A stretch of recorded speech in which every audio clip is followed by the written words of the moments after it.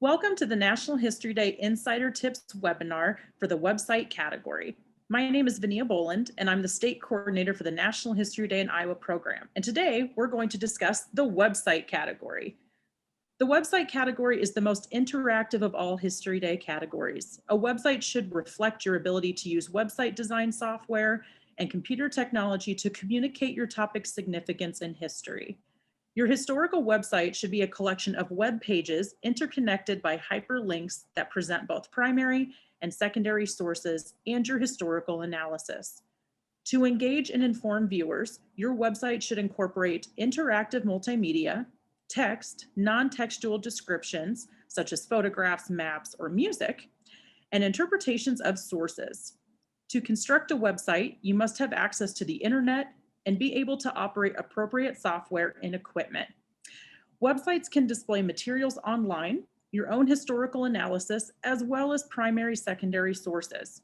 Websites are interactive experiences where viewers can play music, look at a video, or click on different links. Viewers can freely navigate and move through the website. Websites use color, images, fonts, documents, objects, graphics, and design, as well as words to tell your story. So first, as we get started, I want to introduce our two guests here in the webinar.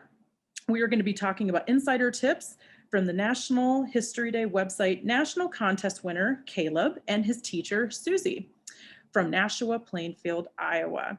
So really quickly, Caleb and Susie, if you can introduce yourself and share what school you're from and how long you've been participating in History Day. Caleb, I'll let you go first. Well, hello, thanks for having me. And how many years have I been participating in National History Day and what contests have I attended?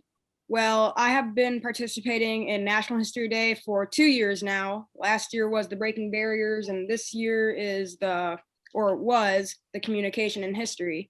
And I'm going to be participating next year, and I am a 2-time national qualifier and a 1-time national winner. And I have, what did you choose? The website category, and what should other students consider? Well, anyway. Yeah, why did you pick the website category? Tell us about that. Well, I chose the website category because I thought it would describe my topic better in many other creative ways, such as media, videos, photos, other articles that I could put on there. I can also display newspapers on there along with my own writing and quotes that I have gotten from interviews and other people like that. So I believed it was a great way to introduce, or not so much introduce, but tell and show my topic. That's awesome. Well, is there anything you want to share with students about if they're considering the website category? Is there anything that they should consider before they dive into making it? Definitely have patience. And when I was making my website, not everything worked on the first try. So there's definitely a lot of trial and error into building a website, and you got to have the knowledge and, well, not so much the knowledge, but the patience of trying things over again, and just till you get your website to show up the way you would like it. It's just trial and error. That's great. And thank you so much for joining us, Caleb. Susie, Thank I'm going you. to turn to you. Can you introduce yourself and share with us how many years you've been with History Day and what other History Day programs you've participated in? Sure. Thank you for having us, Vinia. This is actually I just got done with my 28th year of teaching. I haven't done NHD the whole time. As a matter of fact, this was it was my 16th year of being an NHD teacher. And I kind of came into it in a reverse fashion. I was a district contest. I ran a district contest the year before I became a History Day teacher. I was a consultant at an AEA in Iowa, and one of my jobs was to run the National History Day contest. I really didn't know anything about it. So I was learning on the fly, and I was just so impressed by what I saw with the students and their passion for their projects that I told myself, if I return to the classroom, I'm going to do this absolutely. And the next year I decided to return to the classroom, and that's what I did. I started a program that began with 7 students the first year and has grown to as many as 90 over the course of time. So that's kind of my history in terms of how long I've been involved. Other types of NHD programs that I've worked on are many. I have been a Bearing Ambassador, which is a program that was run through the national office to assist new History Day teachers in kind of supporting them with getting off the ground and getting running with their students. I have served as a judge at all levels over the course of time. I have also, and that's a great experience, by the way. You really learn what goes into a quality project, and you're never allowed to judge your own students or students from your state if you're judging at nationals. And I've also done a lot of professional development through National History Day. I've had the great fortune to travel with a student as part of the Normandy Sacrifice for Freedom program to Normandy, France, to honor a veteran who lost his life during the D-Day invasion. I've also had a couple of opportunities to honor veterans through a program called Understanding Sacrifice and another one called Memorializing the Fallen, which were co-sponsored by NHD and the World War I Centennial Commission, as well as the American Battle Monuments Commission, where I traveled with teachers to learn about World War I and World War II and honor fallen heroes as well. And then more recently, I've had the opportunity to get involved in developing some curriculum for classrooms through a program called A More Perfect Union, which is a collaborative arrangement between National History Day and the National Endowment for the Humanities. It's a program in honor of the 250th anniversary of our nation's founding, and it provides lesson plans and ideas for how to address, I guess, populations in the history book that have been kind of underrepresented. And my lesson is actually on people with disabilities. So I've had the full gamut of experiences, and I absolutely love National History Day. That's excellent. Thank you. And I know I'm going to be touching on some of your other experiences in our next couple slides. But my question here for you is, how can teachers support their website students? So for a teacher who is either new to History Day or new to this category, what advice would you have right from the get-go, how they can support their students in this category? Well, first of all, I would say is the NHD Web Central is not always real user-friendly. They've made some improvements. It was only the second year that they had used it this year. But the number one thing that I think teachers can do and have their students do is to watch the videos associated with the instructional videos associated with that category and read the directions. And also, I think the teacher should do that too.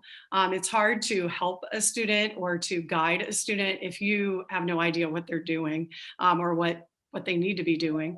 And then I also encourage, my own students, and I would encourage other teachers to have their students look at examples of websites from previous contests. I know sometimes it can be a little daunting. Like I go into the 7th grade classroom and the students have never done this before. And if they're looking at national winners, sometimes that's overwhelming. But I have them look at him like, this is a model. Yours may not look like this, but here's what it can be. I know you put some of the examples on the state website too of winners.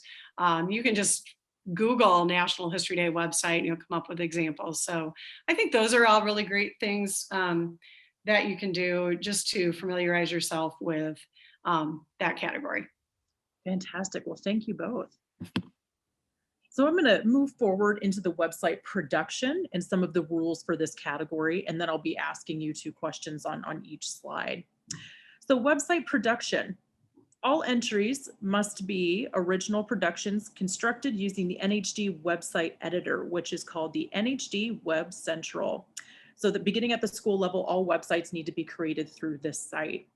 You may use professional photographs, graphics, video, recorded music, anything within the site. Such items must be integrated into the website, and credit must be given within the site and cited in the annotated bibliography. So this question is kind of to both of you. If you can share your experience working with the website editor, if you have any tips on working with NHD Web Central. Susie, I know you just mentioned that the videos are great, but I guess maybe do you have any do's or do nots with this website editor? Caleb, do you want to go first or do you want me to? Sure, I guess I can go first. When you find something that works, stick with it. When you're setting up your homepage or a page of any kind, if you got an idea in your head and you build that thing, it's okay to multiply and duplicate it throughout your show. And don't try to make it look nice, but don't make it overly fancy. Keep it simple and to the point. And I would agree with what Caleb said. Sometimes people get really worried about, like, they get so concerned about putting all the bells and whistles and decorations in that they forget that the most important part of History Day is really the research and the analysis. Like he said, having kind of a consistent formatting of your website, I think, is important. It helps the judges to read it and to know how to navigate it. Those types of things are important. Also, I know he mentioned about duplicating. Sometimes you can duplicate the page and then you can just replace, the pieces that you want. The other thing is, I know as Caleb moved through and as other students that I've had have moved through the website, once you change the page, the original one is gone. And sometimes you might be like, oh, I changed my mind. So sometimes one of the things that we found works really well, and I've encouraged Caleb and other students to do, is, if you're going to change a page, duplicate it first. You can always hide it. And until you're sure that you like the changes that you've made, keep that other page handy before you link up the new one. Because once you lose it, you can't just get it back. That's a little bit of a problem with NHD Web Central, that you can't do that, but there's workarounds, and that's one of the best ways that you can work around. The other thing that I would say too with the website editor, if you have problems, first of all, go back and look at the guidance, look at the videos. And if that still doesn't solve the problem, don't hesitate to reach out to the national office. I know Caleb had to do that on numerous occasions. And within a day or so, he always got an answer. And sometimes the answer wasn't what he wanted, like, oh, well, the program doesn't have that technical capacity, or unless you know how to do the code for it, too bad. But at least he was able to get feedback, or sometimes find out what was going on and how he might fix it. That's great advice. Thank you. And I also wanted to ask about maybe some of the early process. So as you're researching and finding information, are you working off a Google document, or where do you save your information, or do you create an outline before you build the website? I'm just curious of the transition from actually researching to then creating the website. If you can give some advice on that, that would be great. Well, I like to take notes as I'm building my website and just develop it as I go. I'll try to make this idea of my website in my head, and then I'll try to stick to that. But I'm not afraid to change it when I'm working on my website. I am always open to other ideas and stuff like that. If it would make my website better, and if I believe it would benefit for me, I'll do it. And I think if I recall, Caleb, you had some sketches of what your pages would be, not so much what was necessarily on it, but like what. Yes, I have. You labeled them, and like what you felt like the navigation or the main subtopics were going to be, which are your pages. Yes. Ahead of time. And then some of that changed over time a lot. Yes, absolutely. But you started with, some ideas that were written down, and kind of knew where you wanted to put your content, or at least you had a basic kind of outline. It wasn't a formal outline, but it was more like a sketch of what would be your major pages. Yes, absolutely. Oh, that's great. Thank you for that. All right, so let's talk a little bit about the size requirement, some of the more detailed rules. So for size requirement, websites may contain no more than 1,200 visible student-composed words. So that does not include the student-composed word count. Code used to build the site and alternate text tags on images, so words found in materials, used for identifying illustrations, or used for briefly credited the source of illustrations and quotations, reoccurring menus, titles, and navigation instructions, or words within the primary documents and artifacts. The annotated bibliography and process paper must be integrated into the site, and we're going to show an example of that here in a couple slides. But the entire site, including all multimedia, may use no more than 100 megabytes of file space. And I've read the great thing with the NHD Web Central site is that they calculate that for you, so students don't have to worry about that at this point. But the big question for me, and maybe for some other students, is how do you keep track of that word count or make sure you're staying within those specific rules? Do you have, deadlines for review that Ms. Turner reviews for you, or Caleb, do you have any advice for other students to make sure they're within that student composed word count? Well, me, at the first part, I don't even worry about my word count. I'll just write what I think is on my mind. And once I'm all done and I got the general picture, I'll go back and I will shape it up as I go to improve and minimalize the words that I've used. So in case if I like some other things, I can put more words in other places than others. And then I also go to Google Docs and I'll copy and paste some of the words for my website into that Google Docs. And then I'll keep counting those to see how many words I got. Sounds great. Thanks for that. And I might add on to that a little bit. I know that Caleb, I think he was like 400 over originally. I remember when he did it, it was like when he first counted, he was like 1,600. And so then he went back and tried to figure out how to be more efficient with his words. So it's like, get the content that you want on there. And then you can always go back and find a better method of writing something, or how to, axe out words that you don't need, or is there a quote that might say something that's a little, less important, and use your words for analysis. But he always kept that document going, because I know when he got judging feedback from districts or from state or from other people, and he wanted to add stuff. In order to add stuff, you have to subtract stuff. Mhm. So using that document, whenever you would replace something or put something new on the website, then go back and put that in the word count document to make sure that he was within that 1,200 words. And that's something that I recommend with all my students, is keep that Word document up, or that Google document up, so you know where you're at with that word count. Because if you violate the rules, that's that probably is going to maybe not formally disqualify you, but in terms of if all projects are equal, the one that follows the rules obviously is going to be the one that advances. Yes, it's definitely something you want to keep an eye on. But yes, those sounds like great strategies. Thank you for sharing. All right, so let's talk a little bit about the navigation and the different tabs. So one page of the website must serve as the home page. And that home page must include names of the participants, entry title, division, and the number of student composed words on the website, number of words in the process paper, and the main menu that directs viewers to the various sections of the site. All pages must be interconnected with hypertext links. Automatic redirects are not permitted. So I've got a couple questions on this as I was going through your website. Since you've created at least 2 websites, do you have any specific navigation process that you find works better? Or is it, once again, just as you're piecing it together, that's when you decide which tab is which? So I guess I'm asking here, is there a certain strategy or process you follow for when you're finding that certain navigation, or any advice you want to share with other students? So when I'm building my website, when you're building your website, you're always gonna need or have a navigation bar at the top of every single page in your website. It's required. And then also on each page, you're gonna want tabs at the bottom that will also link to the next pages as well, because judges, they're not gonna wanna scroll and read all the way to the bottom and then wanna scroll the way back up to the top to the navigation bar.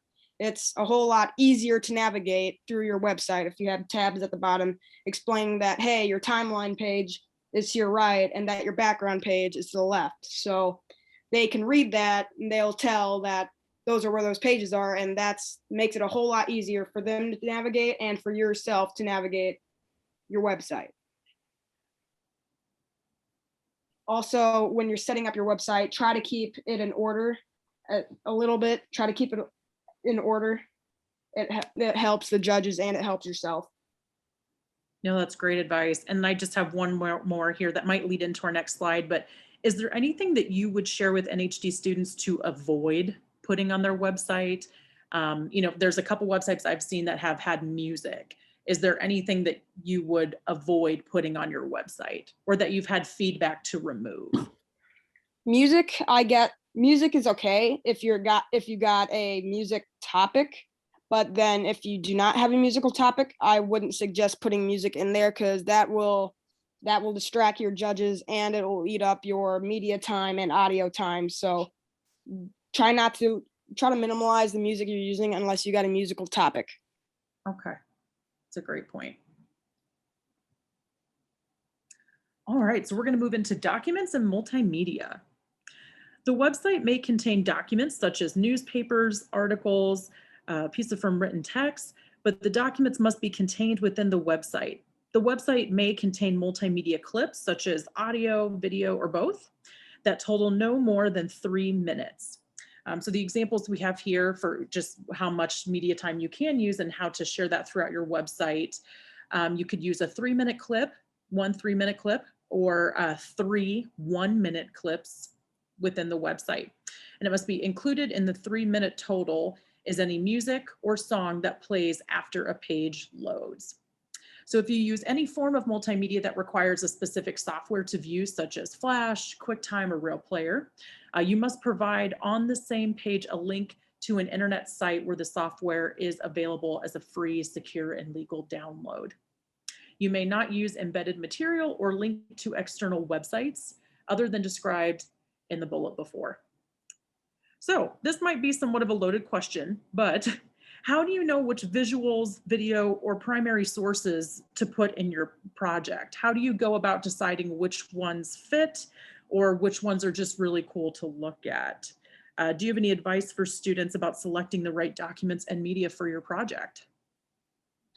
Well, primary sources are your best sources, everybody knows, because they were actually there during the time of your topic. That could be people, newspapers, or photographs, videos too.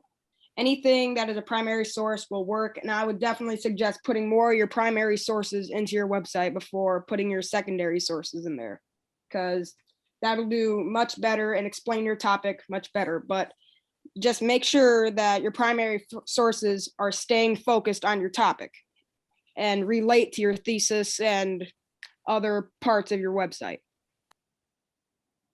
Very nice. And have you used any software such as Flash, QuickTime, or Real Player? And how did you incorporate that into your website? Or were you just pulling videos from, let's say, YouTube or interviews that you've done? I pulled videos from YouTube and stuff like that, but then I used other things to cut them and shape them up so they could fit in my website. Okay. And what would you say is the best software to use if a student's looking to cut a video down? That completely depends on your computer and your computer's teacher. I talked to my computer teacher and he suggested a few things, and I went through and I tested how many websites that worked. And Okay. yeah, it all depends on what you're trying to use and what you're trying to put into your website. One thing I would add is that, sometimes you're dependent upon if you're using a school computer, which Caleb was, sometimes your school has rules about downloading things or, what types of things you can do. So always working through your tech person and making sure that what you're doing is legal. There's a lot of, kind of sketchy downloaders and things like that. And you want to make sure that you're not using something you shouldn't, or that's going to take you somewhere that you shouldn't be, especially, as a teacher, I'm always really cognizant of that, that they check with our tech person before making that determination. Okay, that's a good point. All right, so now we're going to go into the written material, and on our next slide, I'm going to pull up your website so we can take a look at that. But first things first, the process paper. So the process paper talks about how your how your topic relates to the NHD theme of that year. And the paper, you need to explain your historical argument and explain why you chose the website category and how you created your project. The annotated bibliography is a list of sources that contributed to your research and organized by primary and secondary sources.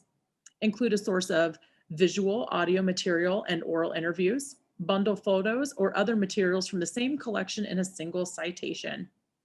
Annotations must explain how you used the source. So we would like to go ahead and take a look. I want to pull it up here so we can take a peek. But one of my first questions for you is, what is the process that you go through when pulling together your annotated bibliography?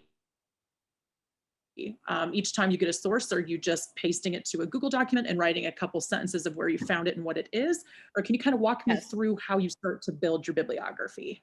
Well, I definitely try to keep my annotated bibliography very organized. That will let the judges know what you have and where you have it, and it's a whole lot easier to go through and find your stuff like that. But also, when you're starting, try to keep it organized. Don't just do your entire bibliography and then go back and try to rearrange everything. That'll be a mess. That's what I did my first year, and it managed to come out decent, but it was a lot of work, a lot of extra work doing that. So as you find sources, cite them, quotate them, and put them into your bibliography as organized as you possibly can keep it. Sounds great. So when you're writing annotations, and we've had a lot of questions on how many sentences should I write or what should I write in my annotation, how do you write your annotations? So do you like to say, I found this source here, this is what I used it for? Or if you can give us some advice on how you write your annotations. Well, first of all, you're supposed to only write 3 sentences per whatever, but I always say of how this helped me and what it allowed me to learn and where I use this in my website. Those are the basic things that I usually say about my citations. Fantastic. And is there any online resources or tools that you use to help with your citations, or do you learn about that in class? I use Citation Machine to do my citations. Sounds great. And Susie, one specific question for you. As the teacher, how do you go about preparing students to create their process paper and their annotated bibliography? I know that's probably a loaded question, but do you dedicate a specific day in class or outside of class, or can you kind of walk us through how you help prepare them for these written materials? Okay, so it depends a lot. My first experiences with History Day were all as just a extracurricular activity.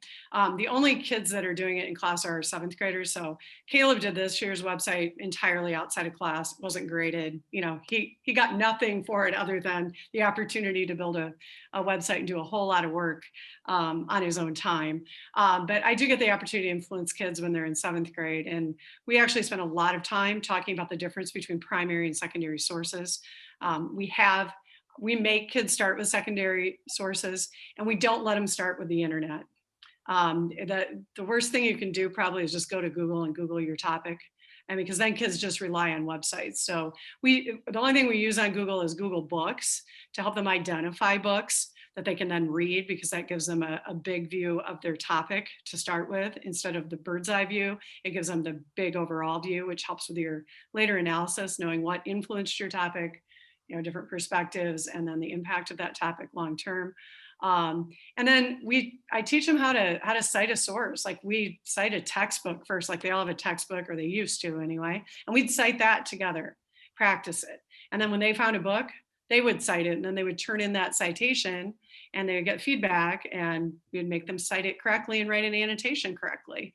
I always tell kids, keep track as you go. They tend not to do that the first time. And then after they've done History Day and choose to do it again, they're on that like now, because it's, like Caleb said, a lot of extra work if you don't keep track of it. Some kids use EasyBib, some kids use Citation Maker. Sometimes you're going to run into sources that you don't know how to cite. Like Caleb found different types of sources, like different government documents or newsreels or diaries or whatever, and those aren't always covered, in a citation maker or something like that. So I usually send kids to Purdue OWL, which is kind of like a scholarly website that lists all sorts of different sources that you might encounter and shows you the recipe for how to cite them. I say it's like a recipe because if you make chocolate chip cookies, there's a lot of different ways to make it. You just have to follow the recipe. So, and where to put the stuff. So that's kind of how I approach it. And also hanging indents. Actually, the way you format it matters. It needs to be easy to read for the judges. It should look uniform. You don't want a messy annotated bibliography to be the reason that your project doesn't advance. So there's plenty of reasons why yours might not be better than somebody else's. You don't want it to be something easy like that you can control against. So that's what I always tell the kids, and have somebody read it. Like my kids have so many different people look at their website and give feedback, or look at their written materials and give feedback. Language teachers, social studies teachers. We have a study hall supervisor who could find a missing comma in a cornfield. So, give it to your aunts, give it to your uncles, give it to your parents to look at. Sometimes other students don't always look at it carefully enough. And if you don't mind red pens and highlights, it'll come back with lots of edits to make, or, fixes to make. So, that would be my advice. And if you don't like criticism, or you don't like editing suggestions, History Day is kind of a tough program for you, because the project is never done, and it's always in the process of becoming. It just gets interrupted by contests along the way.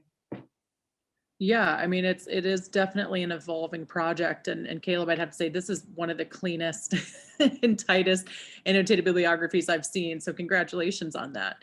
Thank you. And for those watching, you can search for Caleb's website and take a look for yourself. This is another, as Susie mentioned, a great idea is to take a look at someone else's website to get an idea of how it should look, especially a national qualifier, a national winner. And one more question for you, Susie. I'm looking at all these different resources that Caleb had. For teachers who are maybe getting started, what would be some of the best resources you've used in the past? Or if you're a new teacher looking for resources, what are some of the ones that you think that they should start with? I know that you do take a trip to UNI, and not everyone can do that, but do you have some online resources that maybe teachers could get started with? Yeah, well, like I said, research is really what matters. I'll have kids that want to start their website or start their documentary. I say, hold on, you're gonna be researching for a couple months first. You got to know your topic, and you've got to have a thesis and all that before you can ever think about making your project. So I always say, you start with research. Always start with secondary research. You need that big view of your topic before you can look at the specifics. So read a book. I always tell kids, read a book. And some kids, like, I don't read books, but you got to read a book. So I make that a requirement. And you can get on Google Books and find books, and then you don't have to buy them. Sometimes you can read parts of them on there, but we work closely with our local librarians, and they'll order them through interlibrary loan. And so they can order it from anywhere in the state, and it's just like checking out a book from your library. It comes to your library, you check it out, you return it to your library, and so if it's coming from Ames, you don't have to go to Ames to get it. So interlibrary loan, and our local librarians are our friends. And last year we were not able to go to a university library because the university didn't allow people in. So because we have a previous relationship with that university, students were able to email their educational person, and he was able to work with them to send some resources if they were electronic, or to help them find them. Those types of things develop a relationship with your local university or your local college. And those librarians love to help you find better resources. I always tell kids, start with books, start with journal articles. All the AEAs in Iowa have something called Iowa AEA Online. So in our 7th grade classes, since we don't take them out to the university, we start with something called Gale. That is on Iowa AEA Online, and students can do a search on that to find journal articles. And that's a great place to start. And Gail will even read the journal articles aloud if a student, needs modifications, if they're not a great reader, but they, can process things through listening. It allows you to highlight it. It cites the source right at the bottom of the article. So all you have to do is copy it into your annotated bibliography. Those types of things I say, start there and read those types of things, and then get into the primary sources. Primary sources, depending upon your topic, obviously the National Archives, the Library of Congress, all have the Smithsonian. They have a lot of digitized resources. If you have a more localized or state topic, you can look on the where you work, Vinia, the State Historical Society. I couldn't think of the name of it. That's always great. If you're doing something related to a president, all of those presidential museums have dedicated people that will help you. You contact them, you can find their educational people or their archivists, you can email them. If they don't have it digitized, sometimes they'll scan it for the student and send it to them.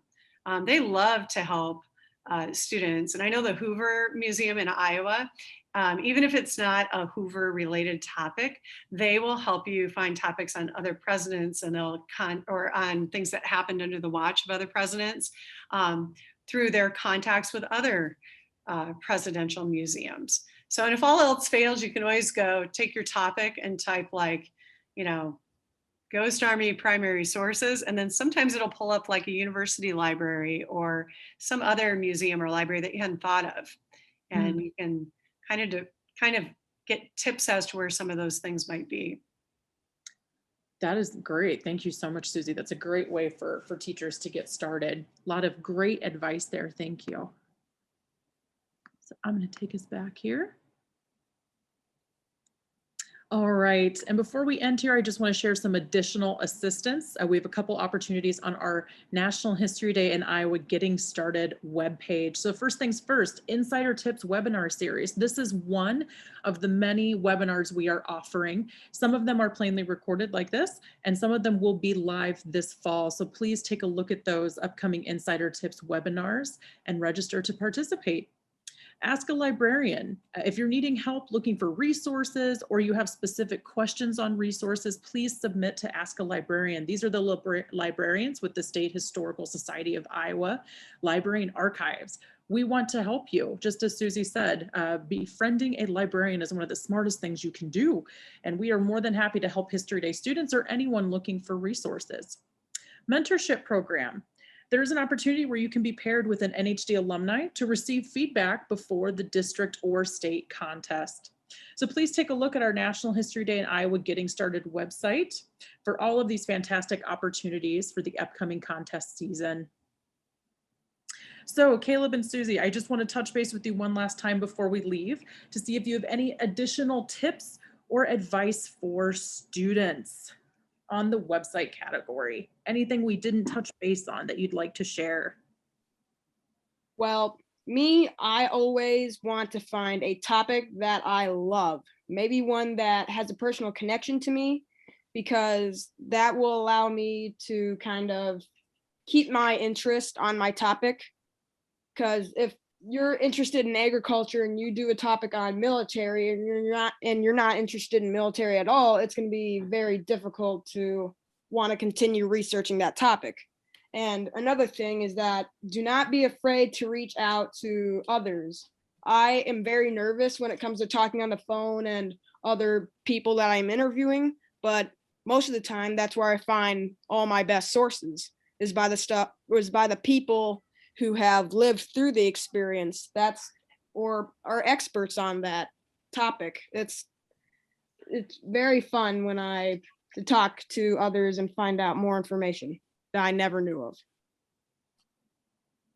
That's great. And Caleb, I also want to share with anyone watching too, your two topics that you've selected for this year and last year, they were connected to your personal life. Is that correct? Do you have veterans in the family? And I've heard that you do come from Yes, I do. Family farmers. Do you want to share a little bit about that, about how you got interested in these topics just from going with what you knew? Well, last year my topic was a 1960 Iowa hog lift, and I grew up on my grandparents' family hog farm, and I absolutely adore pigs. I have pets of my own, and my pet pigs are actually what started it all for me. The pigs that I've just had that week of coming up with my topic, their names were Sunflower, Sunshine, and Gopher Girl, and they all grew up and they really inspired me to do my best. And heck, I made it to nationals with that topic. And those girls are big now and having pigs of their own. So that makes me really happy. And then for my Ghost Army topic, I have a long military history within my family. My great-great-grandpa was in World War I, and then my great-grandpa was in World War II. And now my grandpa he was in Vietnam. And I love military. I love the stories that he tells me. I find everything like that very interesting to me. That is incredible, Caleb. Thank you for sharing that. I find that extremely fascinating, and we always hope that other History Day kids can find topics that are so close to family history and things they're interested in. So thank you for joining us today and sharing that. Thank you for having me. And Susie, as a History Day teacher, do you have any final tips or advice for other teachers getting started with History Day? The only thing that I would say is just do it. It might not be perfect your first year, but just do it with kids, have them make a project. And if you have the opportunity, go to contest, even if you don't think that your kids will do well, because you'll learn so much from it. You'll get to see other projects.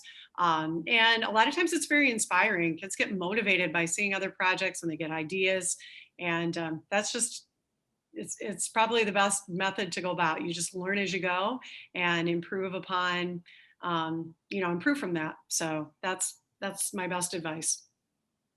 Well, thank you so much, Susie, and thank you both for coming and joining us and sharing your advice. We really appreciate it. If you have any additional questions about the website category or about the National History Day in Iowa program, please contact me via email or my phone number, and we would be happy to share additional information. And as always, you can find more information about the program on iowaculture.gov/NHD.